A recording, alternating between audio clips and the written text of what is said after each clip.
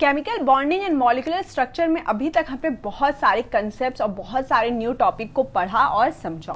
तो आज हम जिस टॉपिक को देखने जा रहे हैं यहाँ पर हम उसे बहुत ही फेमस फजान्स रूल बोलते हैं और ये बहुत इंपॉर्टेंट है। Fajans rule covalent bond, covalent character, सहसंयोजी आबंध के बारे में बात करता है। बच्चों, अगर आपसे पूछा जाए कि फजान्स रूल क्या चीजों में इंपॉर्टेंट है तो आपको वहां पे लिखना है कि यह सहसंयोजी आबंध के बारे में बताता है, सहसंयोजी आबंध के बारे में बताता है। तो यहाँ पर हम जानते हैं कि सबसे इंपॉर्टेंट चीज क्या है।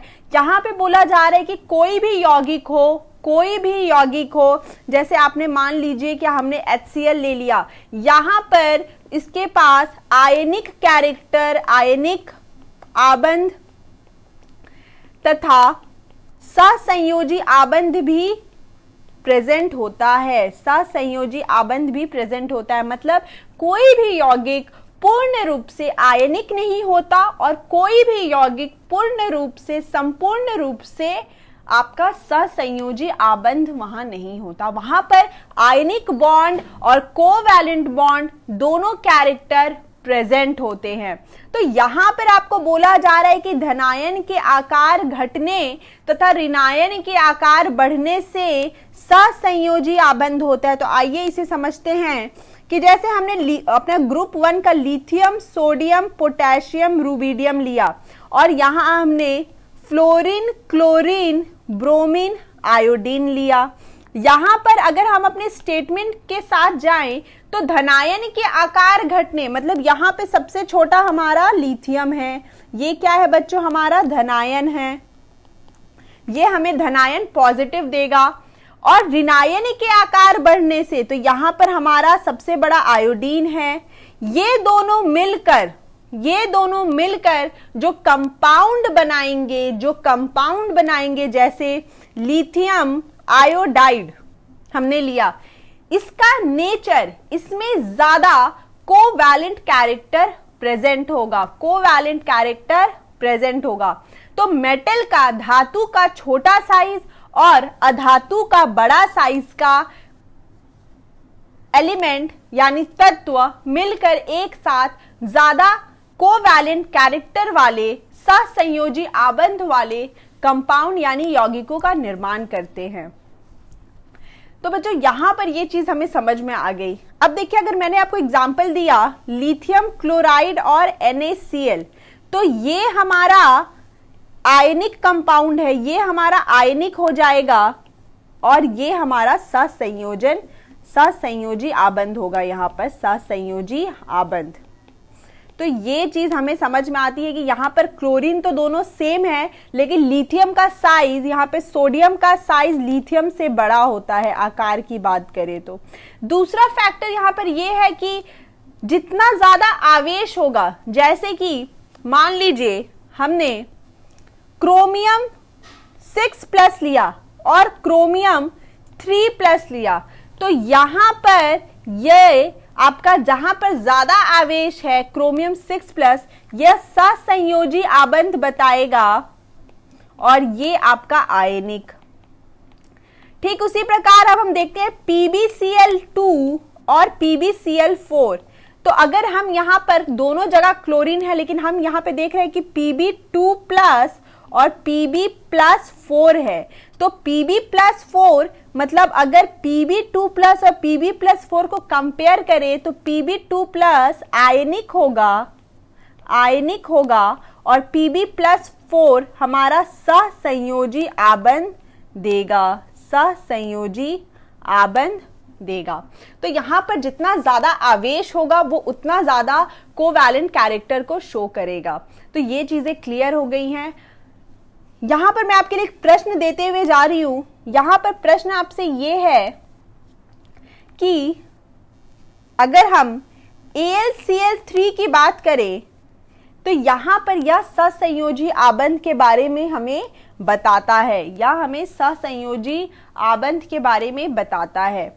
और अगर हम सोडियम क्लोराइड की बात करें तो यहां पर हम जानते हैं कि एल्यूमिनियम पर ज्यादा चार्ज है, Al3 प्लस होता है और सोडियम प्लस होता है, तो यहाँ पर एल्यूमिनियम ज्यादा आवेश है, इस पर ज्यादा आवेश है, इसलिए यह सहसंयोजी आबंध को दर्शाएगा या प्रदर्शित करेगा। तो इसका आंसर हमारे कमेंट सेक्शन में जरूर डालिएगा। अब एक नया टॉपिक है जहां पर बोला जा रहा है कि अब हम किसी यौगिक के संरचना या आकृति के बारे में कैसे समझ सकते हैं, हमें कैसे पता चलेगा कि दिया हुआ यौगिक का आकृति क्या है। लेकिन लुईस डॉट स्ट्रक्चर, लुईस अवधारणा आकृति को देने में असमर्थ था, आकृति को देने में असमर्थ था।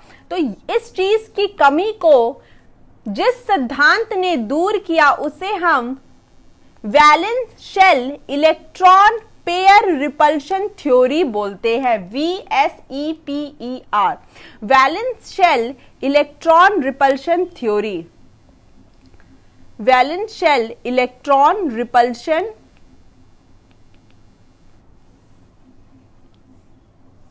इलेक्ट्रॉन पेयर रिपल्शन थ्योरी बोलते हैं। तो इस थ्योरी में क्या क्या जरूरी है, आपका जरूरी है केंद्रीय परमाणु का होना, यहां पर आपका जरूरी है केंद्रीय परमाणु का होना, उसके आसपास उपस्थित संयोजी कोश इलेक्ट्रॉन युक्त का होना। जरा इसको यहां पे एक बार समझ लेते हैं कि कैसे यहां पर इंपॉर्टेंट है। अब देखिए बच्चों, हमने देखा है कि CH4 की बातें कर ले, CH4 की बातें कर ले, इसके बीच में जो बॉन्ड एंगल हमें जो आबंध कोण मिलता है वह 109 डिग्री मिलता है। लेकिन अगर हम वहीं पे अमोनिया की बात करें तो यहां पर ये कोण हमें 107 डिग्री का मिलता है, जबकि दोनों ही sp3 संकरण है, यानी sp3 हाइब्रिडाइजेशन है। ये जो आबंध कोण का डिफरेंस है, आबंध कोण का जो डिफरेंस है वह VSEPR थ्योरी के द्वारा समझा जा सकता है कि यहां पर हमारा जो केंद्रीय परमाणु है, यहां पर हमारा केंद्रीय परमाणु कार्बन और नाइट्रोजन, और उसके आसपास उपस्थित जो इलेक्ट्रॉन्स हैं, उसके आसपास जो उपस्थित जो इलेक्ट्रॉन्स हैं वो उनके आबंध कोण में संयोग करते हैं, पार्टिसिपेट करते हैं। यहां पर sp3, दोनों ही sp3 है, पर दोनों का ही आबंध कोण अलग अलग है। इसका रीजन ये है कि यहां पर जो एकाकी युग्म है, जिसे हम लोन पेयर बोलते हैं, इस एकाकी युग्म के कारण यहां पर आबंध कोण घट गया है। तो आइए इसे और अच्छे से समझते हैं कि क्या होता है। केंद्रीय परमाणु के संयोजकता कोश में उपस्थित इलेक्ट्रॉन युग्म, यहां पर बच्चों देखिए, इसका मतलब ये है कि यहां पर कार्बन, हाइड्रोजन, हाइड्रोजन, हाइड्रोजन, ये दोनों एक दूसरे से रिपल्शन करते हैं, प्रतिकर्षित करते हैं, प्रतिकर्षित करते हैं, प्रतिकर्षित करते हैं। ठीक उसी प्रकार अगर हम अमोनिया की बात करें तो यहां पर जो हमारा एकाकी युग्म है, जिसे हम लोन पेयर कहते हैं, ये भी एक दूसरे से प्रतिकर्षण करते हैं, ये भी एक दूसरे से प्रतिकर्षण करते हैं, जिसके कारण बॉन्ड एंगल यहां डिक्रीज होता है।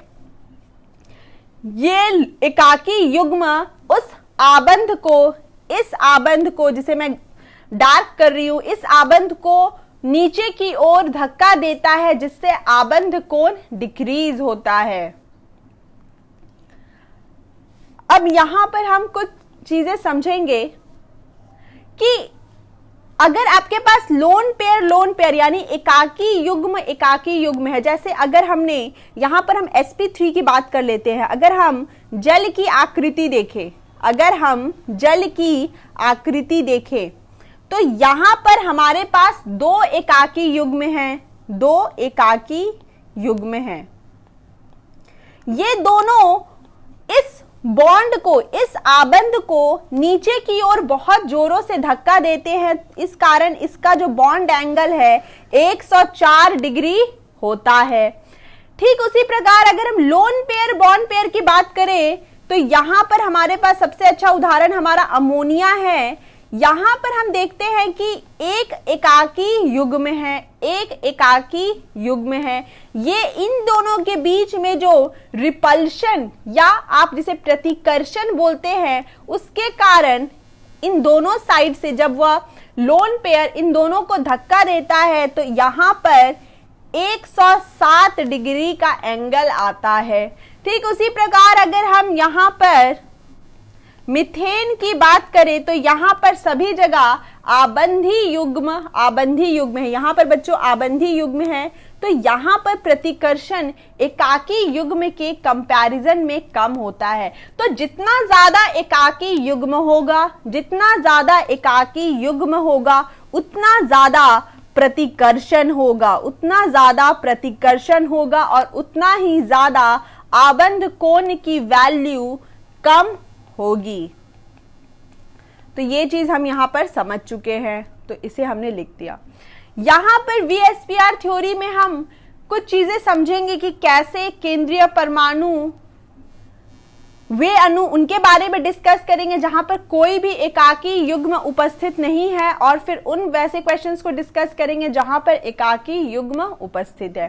तो आइए फर्स्ट में देखते हैं जहां पे कोई भी एकाकी युग्म नहीं है। जैसे हमने यहां पर sp हाइब्रिडाइजेशन की बात करेंगे बच्चों, sp, sp2, sp3, sp3d इन सभी की बात हम करेंगे इसी अध्याय में, लेकिन कुछ लेक्चर्स के बाद। यहां पर बस आप समझ लीजिए कि अगर कोई अणु का सूत्र Ab2 है, अगर किसी अणु का सूत्र Ab2 है और उसमें कोई भी एकाकी युग्म नहीं है, अगर उसमें कोई भी एकाकी युग्म नहीं है, तो उसकी जो आकृति होगी वह होगी रैखिक। बच्चों बहुत इंपॉर्टेंट ये है कि अगर कोई ऐसा कंपाउंड जिसका फॉर्मूला Ab2 बनता है और उसमें कोई भी एकाकी युग्म नहीं है, तो उसकी आकृति रैखिक होगी। और यहाँ पर इलेक्ट्रॉन युग्म की संख्या मैं यहाँ पे देखिए दर्शाना चाहती हूँ कि यहाँ पे इलेक्ट्रॉन युग्म की संख्या 2 है और यह रैखिक इसकी आकृति रैखिक है। ठीक इसी प्रकार हम प्लेनर्स Ab3 मान लीजिए कि यहां पर इलेक्ट्रॉन युग्म की संख्या 3 होगी। इसका स्ट्रक्चर बच्चों ऐसा होगा, याद रखिएगा कि यह त्रिकोणीय समतल है, ट्रायंगल के काइंड का बनेगा।